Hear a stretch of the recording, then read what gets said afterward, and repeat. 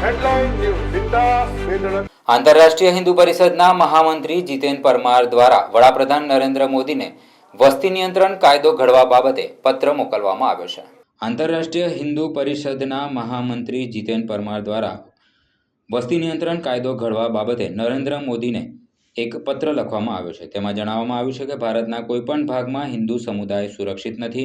દરેક હિન્દુ તહેવાર પર, કાર્યક્રમો પર, સરઘસો પર દેશના કોઈના કોઈ ભાગમાં કે કોઈના કોઈ શહેરમાં હુમલાઓ થયા જ છે। તાજેતરમાં બંગાળના મુર્શિદાબાદ જિલ્લામાં રમખાણો થયા હતા, જેમાં હિન્દુઓની હત્યા કરવામાં આવી હતી। પહેલગામ મુસ્લિમોએ એક સુનિયોજિત આતંકવાદી ઘટનાને અંજામ આપ્યો હતો। जय जय श्री राम, जय जय श्री राम, जय जय श्री राम, जय जय श्री राम। हर हर महादेव, हर हर महादेव, जय जय श्री राम, जय जय श्री राम। भारत माता के जय, भारत माता के जय। રાષ્ટ્રીય મહિલા પરિષદ તથા ઓજસ્વીનીના કાર્યકર્તાઓ આજે વડોદરા કલેક્ટરશ્રીને આવેદનપત્ર પાઠવવા આવ્યા છે।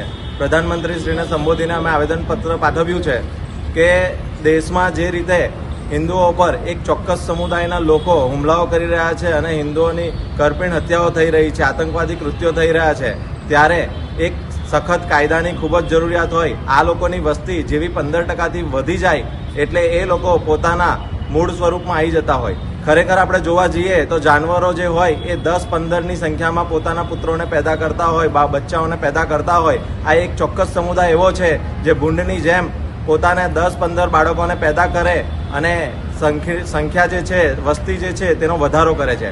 આ વસ્તી વધારાનો જે એ છે એ દરેક જગ્યા પર લાગુ પડે છે। આપણે જોઈએ છે કે કોન્ક્રીટના જંગલો બની રહ્યા છે, જ્યાં જ્યાં બિલ્ડિંગો બની રહી છે, જંગલો કાપવામાં આવે છે। આનું સૌથી મોટું જે દૂષણ કહીએ તો વસ્તી વધારો જે થઈ રહ્યો છે તે, અને એક ચોક્કસ સમુદાયના કારણે આજે આટલા બધા દેશો એ લોકોના થઈ ગયા છે। ત્યારે ભારતને પણ એનાથી બચાવવું જોઈએ। વસ્તી નિયંત્રણ માટે ચોક્કસ કાયદો લાવવો પડે, વસ્તી નિયંત્રણ કરવી પડે।